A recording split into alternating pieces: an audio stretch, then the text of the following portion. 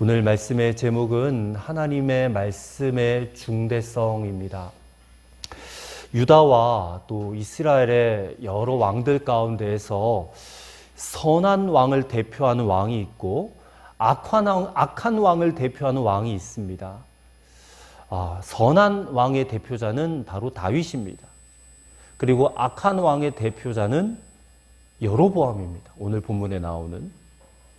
근데 이 여로보암이 악한 왕의 대표자가 된 것은 그가 무슨 악랄한 짓을 했거나 무슨 사기를 쳤거나 그런 게 아니에요.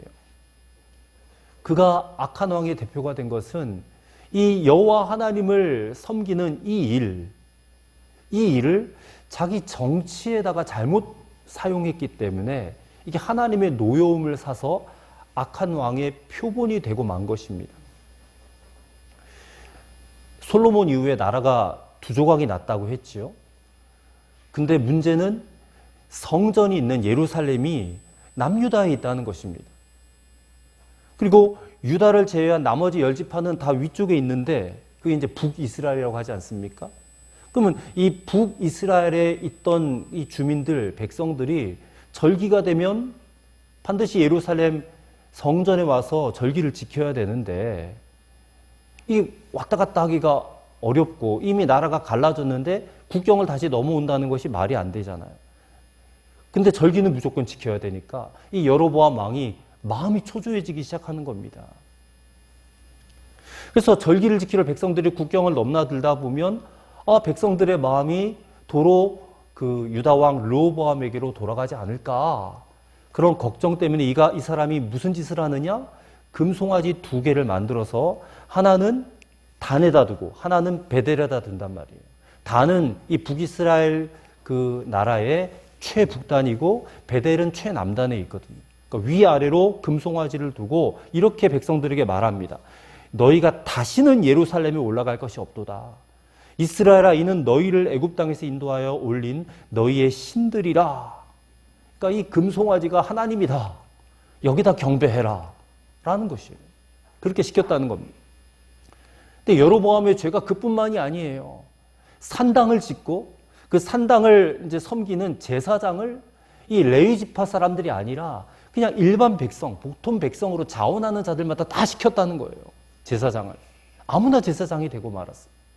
또 율법에도 없는 8월 15일을 절기로 삼았어요. 대속제일 절기로 삼아서 그날 제사를 지내게 해요. 그러니까 하나님께서 그런 모습들을 보시고 얼마나 진노하셨는지 몰라요. 도저히 묵고할 수 없는 큰 죄를 짓고 만 것입니다. 근데 왕이 그렇게 결정을 해버리니까 백성들이 아무도 입을 여는 사람이 없는 거예요. 그래서 하나님이 이대로 내버려둬서는 안 되겠다 싶어서 어떤 일을 하시느냐?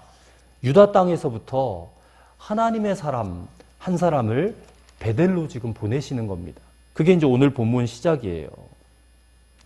그래서 오늘 본문의 말씀이 이 하나님의 사람, 유다로부터 보내어진 하나님의 사람이 이제 베델에 가서 여로보암을 만나서 벌어지는 이 사건들, 또 그것으로 인해서 파생되어진 사건들을 오늘 우리가 읽은 말씀들인데, 그 가운데서 우리가 깨닫게 되는 주님의 교훈의 말씀이 있습니다. 오늘 그 말씀을 함께 우리가 생각해보고 기도의 제목으로 삼기를 바랍니다. 첫째로, 하나님의 말씀은 1.1획도 변함없이 다 성취되어진다, 다 이루어진다라는 것입니다. 자, 이 하나님의 사람 유다로부터 온, 이름이 밝혀지지 않아요. 누군지는 모르지만 이 하나님의 사람이 이제 베델에 가서 도착을 했을 때에 여로보암이 무엇을 하고 있느냐? 마침 제단 곁에 서서 분향하고 있었다. 1절에 그렇게 되어 있습니다. 사실 이 제단 곁에서 분향을 하는 것도 제사장이 할 일이지 왕이 할 일은 아니에요. 왕은 제사를 집전할 수 없는 것입니다. 그러니 이 자체도 지금 얼마나 하나님 앞에 죄악을 저지르고 있는 거예요? 악에 악을 더하고 있는 겁니다. 그래서 이 유다에서부터 온 하나님의 사람이 제단을 향하여 하나님의 말씀을 외칩니다. 2절 말씀을 보십시오. 제단아, 제단아, 여호와께서 이와 같이 말씀하시기를 다윗의 집에 요시아라 이름하는 아들을 낳으리니 그가 내 위에 분향하는 산당 제사장을 내 위에서 제물로 바칠 것이요 또 사람의 뼈를 내 위에서 사르리라 하셨느니라. 그러고 나서는 이 하나님의 말씀이 이루어질 것이다라고 하는 징조로서 하나님이 또 하신 말씀을 선포합니다. 그게 3절이에요. 제단이 갈라지며 그 위에 있는 재가 쏟아지리라. 이 저주와 심판을 선포하는 거예요. 그러니까 이 말을 들은 여로보암 왕이 지금 노발대발하는 겁니다. 그래서 그를 잡아라 하고 손을 딱 펴는 순간 그 손이요 말라 비틀어지는 거예요. 그래서 손을 거둘 수가 없게 되는 겁니다. 그리고 하나님의 사람이 선포한 대로 제단이 쩍 갈라지면서 그 위에 있던 재가 다 쏟아지는 그런 기적이 나타나는 거예요. 자, 이 지금 사건들이 무엇을 의미하는지 아십니까? 이것은 여로보암이 지금 하나님께서 원치 않는 제사를 지내고 있다. 그냥 자기 마음대로 결정하고 자기 마음대로 그냥 행한 모든 절기와 제사는 다 헛것이다. 헛된 것이다.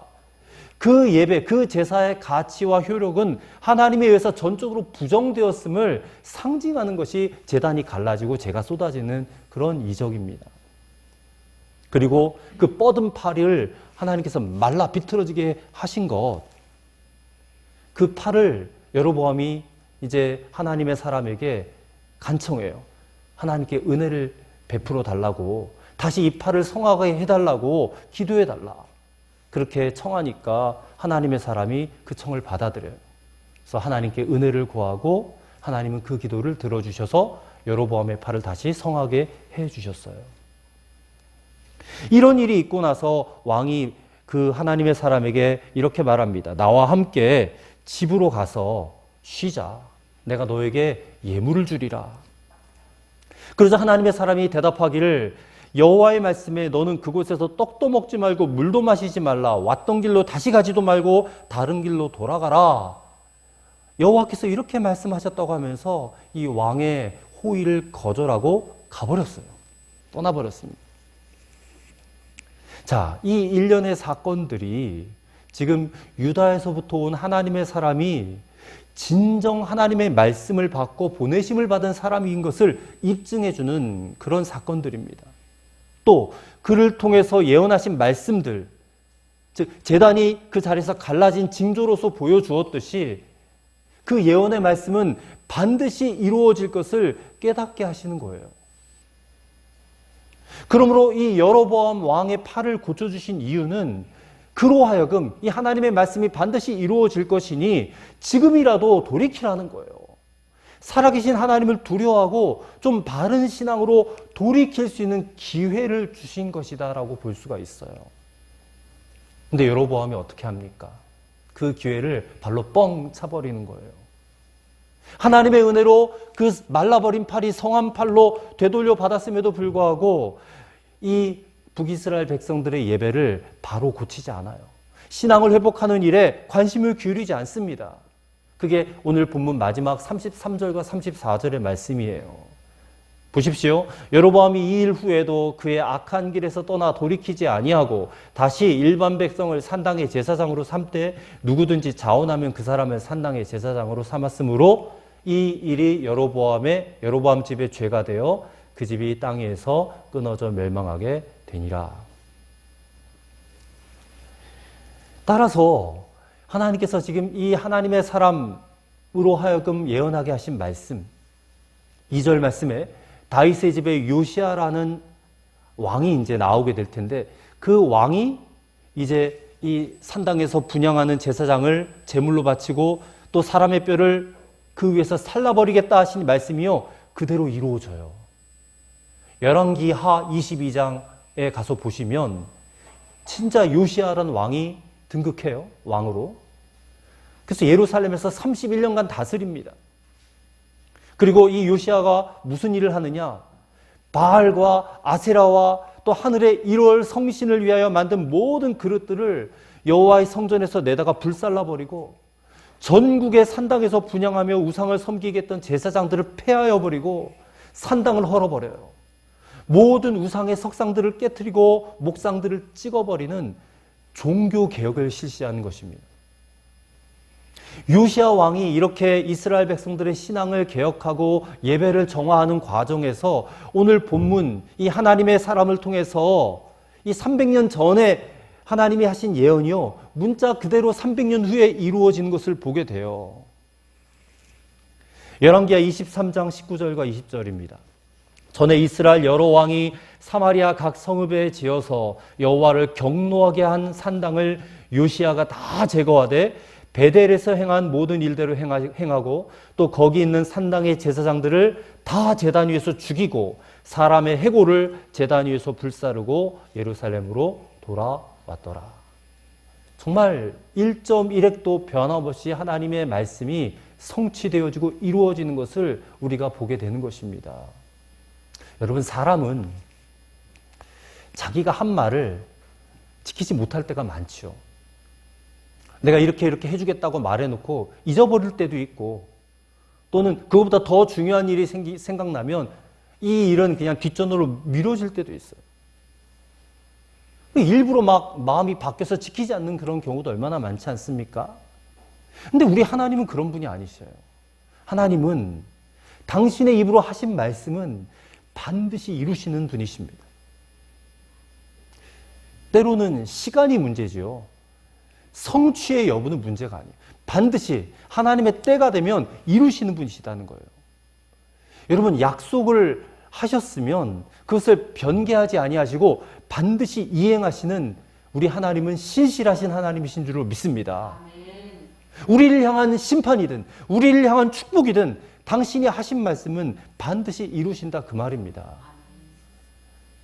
이사야서 14장 24절에 만군의 여호와께서 맹세하여 말씀하시되 나의 생각한 것이 반드시 이루고 나의 경영한 것이 반드시 성취되리라 하셨습니다. 여러분, 우리가 요즘에 잠언 말씀을 새벽에 제가 말씀을 전하고 있고 우리가 큐티 말씀 묵상하고 있는데 이 잠언의 말씀도 보면 그냥 딱 두 가지로 갈라지지 않습니까? 여호와를 경외하는 자, 그리고 여호와를 무시하는 자. 여호와를 경외하는 자가 받을 축복 쫙 나와 있고, 여호와를 무시하고 그 계명을 지키지 않는 자가 받을 저주 쫙 나와 있는데 하나님의 그 말씀은 반드시 이루어질 줄로 믿으시길 바랍니다. 그럼 우리의 선택은 분명한 거 아니에요? 우리의 선택이 여호와를 경외하는 쪽으로 가는 길을 선택해야죠. 근데 여호와를 경외하지는 반대편 악인의 길을 우리는 걸어서는 절대 안 된다는 것입니다. 잠언의 말씀을 보시면서 그 기준을 가지고 보셔야 된다는 거예요.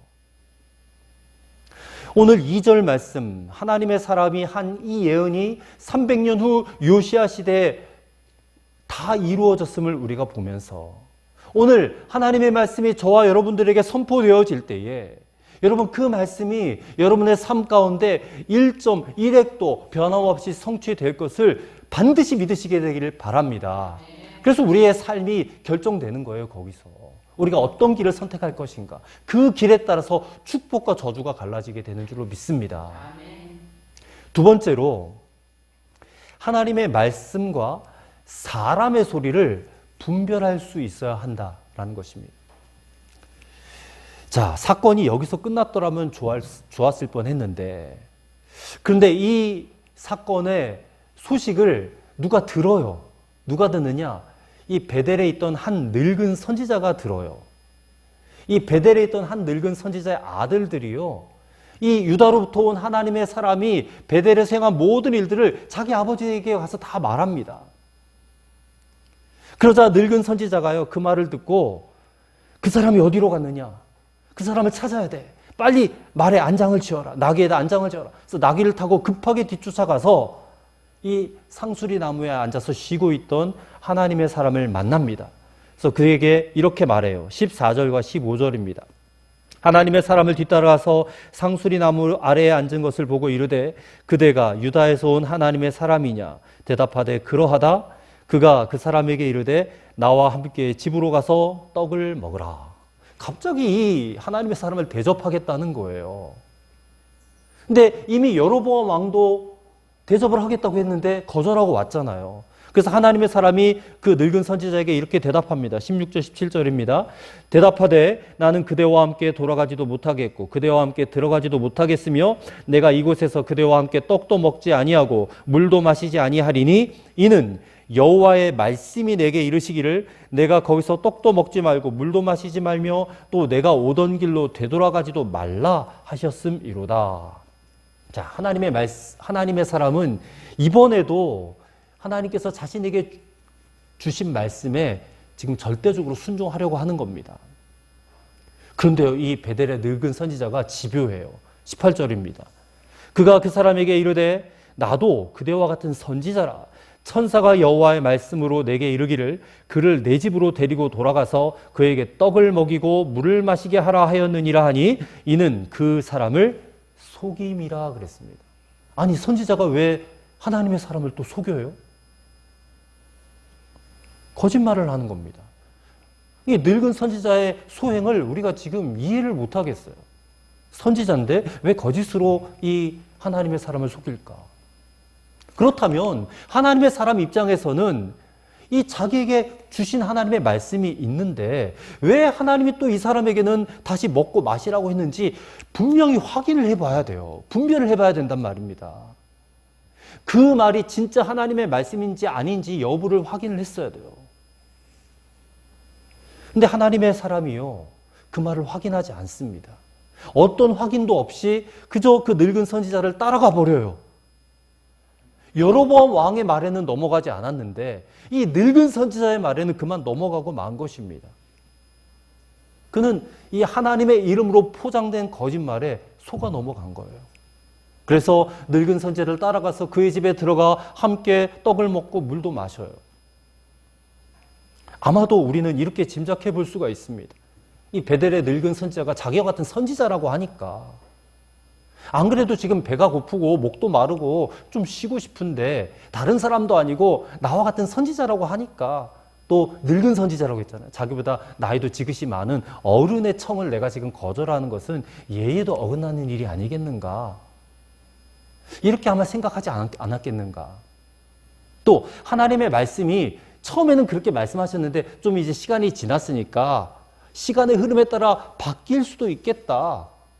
그런 생각도 했던 것 같아요. 그래서 이런 새로운 상황에 좀 내가 융통성을 발휘해서 거기에 따라서 내가 처신해야 되지 않겠는가 이런 생각을 했을 수도 있을 것입니다. 그런데 이 하나님의 사람은 그냥 이런저런 이게 다 인간적인 판단 아니에요? 인간적인 생각입니다. 그냥 그런 생각들을 다 버리고 하나님께 물어봤으면 됐을 텐데 자기에게 먼저 주어진 그 명령을 절대적으로 지켜야 된다라고 하는 그 생각은 싹 내던져 버리고 그냥 너도 좋고 나도 좋은 그런 편한 쪽으로 그냥 선택하기로 마음을 먹게 된 것입니다. 하나님께서 그런 그를 용납하지 않으셨던 거예요. 떡을 먹고 물을 마시자 갑자기 하나님의 말씀이 또 이 베델의 늙은 선지자에게 임해요. 20절입니다. 그들이 상 앞에 앉아 있을 때 여호와의 말씀이 그 사람을 데려온 선지자에게 임하니 그가 유다에서부터 온 하나님의 사람을 향하여 외쳐 이르되 여호와의 말씀에 내가 여호와의 말씀을 어기며 내 하나님 여호와께서 내게 내리신 명령을 지키지 아니하고 돌아와서 여호와가 너더러 떡도 먹지 말고 물도 마시지 말라 하신 곳에서 떡을 먹고 물을 마셨으니 내 시체가 내 조상들의 묘실에 들어가지 못하리라 하셨느니라 하니라. 이 하나님의 어미하신 말씀대로 이 하나님의 사람이 그만 길에서 사자를 만나 죽게 되죠. 여러분, 오늘 우리에게 이렇게 다가오는 이들이 있어요. 우리를 넘어지게 만들기 위해서 미혹하는 그런 이들이 있다는 것입니다. 근데 그런 사람들이 무슨 폭력을 행사하는 것도 아니에요. 무슨 중대한 범죄를 저지른 그런 사람도 아닐 것입니다. 왜냐하면 폭력을 하는 사람이나 살인자의 어떤 그런 호의를 우리가 그냥 받아들일 수 없기 때문에 그런 사람들의 미혹에는 절대 넘어가지 않아요. 근데 대개 어떤 사람들에게 미혹이 되느냐? 이 선지자라고 하는 이들에게 미혹이 된다는 것입니다. 천사의 말을 하고 무슨 환상을 보았다, 꿈을 보았다라고 하는 사람에게 미혹이 돼요. 하나님의 말씀을 전한다고 하는 사람들에게 미혹이 됩니다. 근데 그들이 무슨 거짓말만 하고 사기만 친다면 미혹되지는 않을 거예요. 근데 때로는 참말을 하는 것 같은 거예요. 하나님의 말씀을 전하는 것 같은 거예요. 거기다가 막 능력도 행하고요, 기적도 행하고요, 무슨 선을 행하기도 해요. 그러다가 결정적인 순간에 이 사람들이 거짓말을 하는 겁니다. 마귀의 종노릇하기 때문에 그냥 거기에 홀랑 넘어가는 거예요. 미혹을 당할 수밖에 없다라는 것입니다. 그래서 신약 성경에 보면 이 영을 분별하라고 그랬어요. 요한일서 4장 1절에 영을 다 믿지 말고 오직 영들이 하나님께 속하였나 시험하라. 거짓 선지자가 세상에 나왔습니다. 여러분, 우리 주변에도 거짓 선지자가 널리고 널렸어요. 히브리서 13장 7절에 하나님의 말씀을 너희에게 이루고 너희를 인도하던 자들을 생각하며 그들의 행실이 종말을 주의하여 보고 그들의 믿음을 본받으라 했습니다. 진짜 하나님의 사람과 거짓된 선지자들을 분별할 수 있어야 돼요. 여러분, 어떻게 하나님의 말씀과 이 거짓된 사람의 소리를 분별할 수 있을까요? 먼저 우리는 하나님께서 우리에게 필요한 모든 것을 이 하나님의 말씀, 성경 말씀을 통해서 우리에게 다 주셨다라는 사실을 인정하셔야 됩니다. 이게 기준이에요. 이게 텍스트입니다. 이거 벗어나면 하나님의 음성, 하나님의 뜻 아니라고 봐도 무방해요. 이 하나님의 말씀, 성경 말씀은 우리를 의의 길로 인도하고 영적으로 성장시키기에 충분한 책이에요. 그 사실을 먼저 인정하셔야 됩니다. 그리고 이 성경을 부지런히 읽으셔야 돼요. 날마다 묵상하고 곱씹어 생각하고 이 말씀대로 살기를 힘쓰셔야 돼요. 그러고 나서 누군가가 야, 내가 너를 위해서 기도하는데 무슨 계시를 받았어. 꿈으로 뭔가를 보여주셨어. 환상 가운데 너를 향한 말씀을 내가 받았어. 이런 말을 하면서 여러분들을 미혹한다면 그 사람이 받은 말씀이나 본 환상이나 계시가 하나님의 말씀, 성경 말씀으로 검증을 하셔야 돼요. 무조건 무시만 하라는 얘기는 아닙니다. 검증부터 하라는 거예요. 근데 그게 성경 말씀과 거리가 먼 이야기라면 그들이 뭐 하나님으로부터 받았다라고 하는 그런 이야기들이요, 다 거짓이에요. 그리고 그들은 굉장히 무서운 신성모독의 죄를 짓는 것이고 우리를 그 신성모독의 죄에 동참하게 만드는 무서운 행위라는 것을 깨닫고 단연코 무시하셔야 돼요. 이 베델의 늙은 선지자는 선지자라는 사람이 지금 자기와 똑같은 일을 하는 이 하나님의 사람으로 하여금 지금 죄를 짓게 만들었어요. 이 사람도 어리석은 게 그 선지자, 늙은 선지자의 말을 조금이라도 분별할 수 있었더라면 그 죄에 빠지지 않았을 텐데. 근데 분별하지 못했기 때문에 자신도 하나님의 말씀에 불순종하고 죄를 짓고 말았다는 것입니다. 여러분, 오늘 여러분의 주위에 이 늙은 선지자처럼 말하는 사람이 있을 거예요. 그러면 그 사람에게 절대 미혹되지 마시기를 부탁을 드리겠습니다. 이 하나님의 이름을 빙자해가지고 성도를 대상으로 사기치는 이들이 적지 않은 시대예요. 이단은 말할 것도 없고, 뭐 우리 주변에 이단들이 얼마나 많습니까? 대표적으로 신천지, 하나님의 교회, 구원파, 우리 주변에 널리고 널렸어요. 그런 사람들이 막 전화하고 무슨 앱 같은 데 들어와가지고 우리를 미혹한단 말입니다. 또 이단으로 정죄되진 않았어도 기존 뭐 정통교회라고 하는 사람들 가운데서도 이게 성경을 오해하고 잘못 가르치시는 이들이 있어요. 그들이 기존 교회와 기존 교회 성도들을 미혹하려고 수작을 부리는 이들이 얼마나 많은지 몰라요. 정말 그들은 말로 다 할 수 없는 무겁고 무서운 죄를 짓는 것입니다. 또한 거기에 미혹돼서 하나님의 말씀을 어기는 이들의 죄도 결코 가볍지 않아요. 나는 피해자예요. 나는 피해자예요. 이럴 게 아닙니다. 미혹된 것도 잘못된 거예요. 미혹된 것도. 그래서 이 성경 말씀이 우리에게 항상 있어야 됩니다. 항상 있게 하시기를 바랍니다. 성경을 가까이 하는 것이 하나님을 가까이 하는 것입니다. 그래서 부지런히 읽으시고 그리고 날마다 이 말씀을 다만 한 절이라도 여러분 깊이 묵상하고 그것을 여러분의 삶으로 살아내는 그 작업이 정말 어느 시대보다 중요한 그런 요즘을 우리가 살고 있는 것이에요. 꼭 기억하시기를 간절히 바라겠습니다. 세 번째로 어떤 어려운 상황이 환난과 같은 상황이 온다 할지라도 우리가 쫓아야 할 것은 하나님의 말씀뿐이라는 것입니다. 자, 베델의 늙은 선지자 이야기를 계속해서 하겠습니다. 이 유다에서 온 하나님의 사람이 이제 어떻게 죽을지 그는 알았어요. 근데 알면서도 떡과 물을 마시우게 했고 나귀의 안장을 지어 그를 떠나게 합니다. 결국 이 하나님의 사람, 유다에서부터 온 하나님의 사람은 길에서 사자를 만나서 죽임을 당하게 돼요. 참 이상한 사실은 그의 시체가 길에 있고 나귀와 사자가 그 시체 곁에 서 있는데 이 사자가 그 시체를 먹지도 않고 나귀를 찢지도 않고 그냥 가만히 있는 거예요. 이상한 일이죠. 28절의 말씀입니다.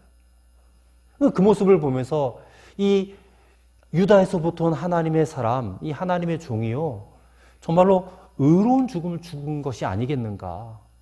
그래서 사자가 그 시체를 훼손되지 않도록 지키고 있는 거예요. 우리는 이 베델의 늙은 선지자의 소행을 종잡을 수가 없어요. 그가 왜 유다에서부터 온 하나님의 사람을 속였는지 알 수가 없어요. 또 그가 왜 죽도록 이렇게 방조했는지도 알 수가 없어요. 다만 그가 하나님의 사람을 속인 것은 무슨 개인적인 악의가 있었던 것으로 여겨지지는 않아요. 30절에 보면 그가 슬퍼하는 것을 볼 수 있고 또 31절을 보면 그를 장사하겠다는 이야기가 나와요. 그는 자기가 나귀를 태워보낸 유다에서 온 이 하나님의 사람이 사자에게 물려 죽었다는 소식을 듣습니다. 그리고 즉시 그 하나님의 사람의 시체를 들어 나귀에 실어가지고 돌아와서 자기 서급으로 돌아와서 자기의 묘실에 안장해요. 그리고 나서 자기 아들들에게 이렇게 말합니다. 내가 죽거든 이 하나님의 사람의 묘실에 나를 같이 장사해라. 내 뼈를 그의 뼈 곁에 두라. 그렇게 명령합니다. 내가 비록 잘못된 일을 저질렀으나 나의 마지막은 의인이 죽음같이 죽어 의인 곁에 묻히겠다라는 것이에요. 자, 우리는 이렇게 생각해 볼 수가 있습니다. 이 베델의 늙은 선지자가 이 하나님의 사람이 얼마나 배가 고프겠어요. 시장하겠어요. 그를 대접해서 보내고자 한 그런 사람의 인정, 그게 사람의 생각 아니겠습니까?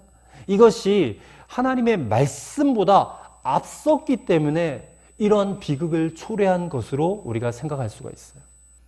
근데 이것은 이 하나님을 정말 늙기까지 섬겼던 선지자였지만 그 자신도 여호와의 말씀을 경히 여기고 업신이 여긴 결과로 나타났다는 그 사실을 우리는 주목해야 돼요.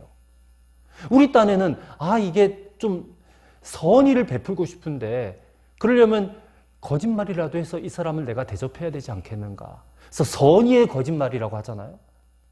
내가 대접하고 싶어서 선의의 거짓말을 했는데 설마 하나님께서 그를 죽이게 하겠어? 이런 마음이 그에게 있지 않았겠는가.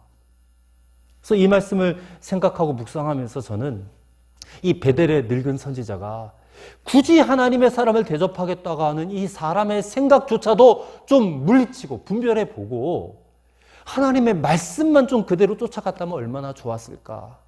좀 그런 아쉬움이 남는 것입니다. 여러분, 이것은 그대로 우리에게 적용이 될 수 있는 문제예요. 우리가 살아가면서 이런저런 문제를 만나게 될 때에 때로는 하나님이 저 멀리 계신 것처럼 느껴질 때가 있어요. 그럴 때 우리는 우리에게 주시는 이 하나님의 말씀보다 자꾸만 우리 인간의 생각, 인간의 판단, 우리가 또 살아오면서 겪었던 경험들 있지 않습니까? 경험에서 축적되어진 그런 지식들, 거기에 따라서 판단하려고 하는 경향이 강해져요. 인간의 경험과 지식에 따라서 하나님도 역사하시지 않겠어? 이렇게 판단하는 경향이 강해져요. 근데 그렇게 했는데 문제가 해결되지 않으면 왜 하나님 나에게 이런 시련을 주시냐고 자꾸 하나님을 원망해요. 이런 이야기가 있습니다. 어떤 사람이 배를 타고 가다가 풍랑을 만나서 표류하다가 무인도에 도착했어요. 자기와 같이 항해하던 동료들은 다 죽었습니다. 근데 자기 자신만 살았다라는 사실에 안도하면서 하나님께 감사를 드렸어요. 그래서 구조가 될 때까지 거기서 움막을 지었는데 그러다가 바닷가에 나가서 고기를 잡아서 나뭇가지를 비벼서 불을 피워서 구워 먹었어요. 근데 그러다 어느 날 조개를 잡으러 나갔다가 돌아와 보니까 이 피워놓은 불이 움막에 옮겨 붙어서 다 타버리고 마른 거예요. 엎친 데 덮친 격으로 갑자기 또 비가 막 내리는 바람에 그 애써 피워놓은 불길마저도 다 사그라들어서 연기만 폴폴 피어오르나요. 이제는 비를 피할 움막도 없고 음식을 해먹을 불씨조차도 없어져 버린 겁니다. 이 생명을 건졌다라는 감사도 그냥 다 사라져버리고 내가 이제 언제 구조될지도 모르는 상황 속에서 모든 것을 다 잃어버리게 된 그는 하나님께 불평합니다. 하나님, 왜 저에게 이런 신을 주십니까? 왜 남들이 겪지도 않는 이런 일들을 나는 겪게 하십니까? 막 원망, 불평을 쏟아 놓았어요. 그렇게 막 불평하고 울면서 그렇게 기도하다가 잠이 들었는데 그의 귀에 백고동 소리가 들리는 거예요. 배가 한 척이 오는 겁니다. 그를 구출해 줬어요. 그래서 이 사람이 그를 구출해 준 그 뱃사람에게 물었어요. 아니, 어떻게 여기에 사람이 있는 줄 아셨습니까? 그랬더니 그 뱃사람이 대답해요. 내가 이 섬을 지나가다 보니까 저기서 불빛이 보였습니다. 이상하다고 생각했는데 좀 있다가 연기가 피어오르던걸요? 그래서 내가 뱃머리를 돌려서 이곳에 오게 되었고 당신을 발견하게 된 것입니다. 이 사람은 지금 뭐예요?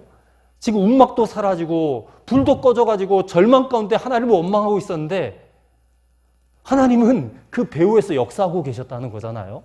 이 사람을 구조하기 위해서 불을 꺼버리고 연기를 피어오르게 하셨다. 그 얘기 아닙니까 지금? 여러분, 하나님은 우리가 보이지 않는 곳에서 우리를 위해서 역사하신 분이세요.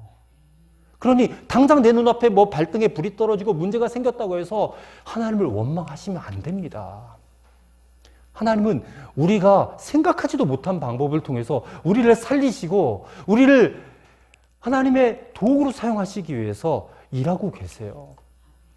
우리가 깨닫지도 인식하지도 못해도 하나님은 역사하시는 분이시다 그 말입니다.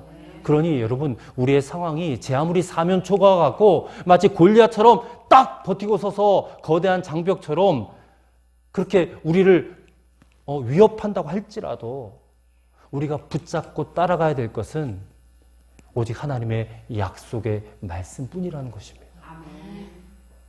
오늘도 하나님은 우리 앞에서 말씀하고 계세요. 하나님이 왜 말씀하십니까? 이 말씀대로 좀 살아가라고. 말씀이 가리키는 이 지시대로 순종하라고. 그래서 그 말씀을 좀 인격적으로 믿는 믿음으로 살아가라. 믿는다는 것은 말씀을 지키는 것으로 나타난다고 누누이 말씀드렸어요. 믿음은 교회 나오는 것도 아니고요. 믿음은 주일 성수하는 것도 아니고요. 하나님이 내게 주신 말씀을 내가 진짜 믿고 그대로 따라가는가. 이게 진짜 믿음이잖아요. 근데 문제는 우리가 말씀을 몰라서도 아닙니다. 우리가 말씀을 알고도 믿음으로 발걸음을 내디딜 자신이 없는 거예요. 우리는 이스라엘 백성들이 홍해와 요단강을 어떻게 건넜는지를 생각을 해보셔야 됩니다.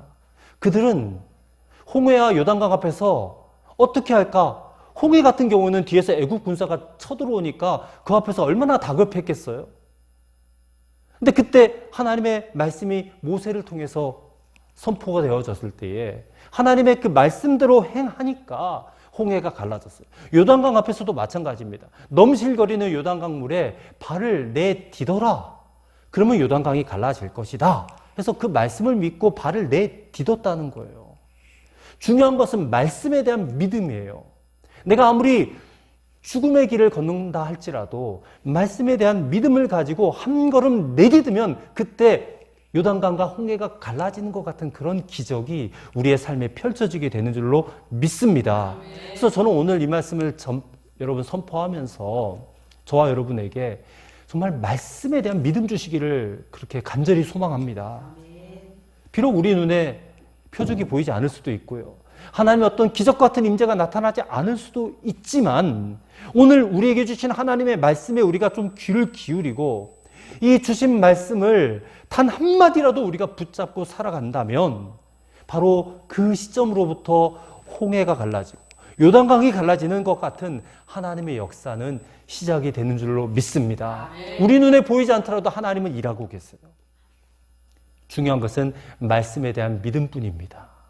이 믿음을 여러분 꼭 간직하시고 그 믿음으로 한 걸음 발걸음 내디딜 수 있는 그런 여러분과 저가 되기를 주의 이름으로 축원합니다. 기도하겠습니다. 하나님, 당신의 말씀의 중대성을 깨닫게 하시니 감사합니다. 당신의 말씀은 1.1획도 변함없이 그대로 다 이루어질 것을 믿습니다. 하나님의 사람이 베델의 늙은 선지자 거짓말에 속아서 말씀을 소홀히 여겨 죽임을 당한 이 사건을 통해서 우리는 하나님의 말씀과 사람의 소리를 분별할 수 있는 지혜가 임하기를 원합니다. 어떤 상황, 어려운 상황이 닥쳐와도 우리가 쫓아가야 될 것은 하나님의 말씀인 것을 믿고 정말 생명을 걸고 목숨을 걸고 이 말씀을 지키며 순종하는 믿음의 사람 되게 하여 주시옵소서. 예수님 이름으로 기도하옵나이다. 아멘.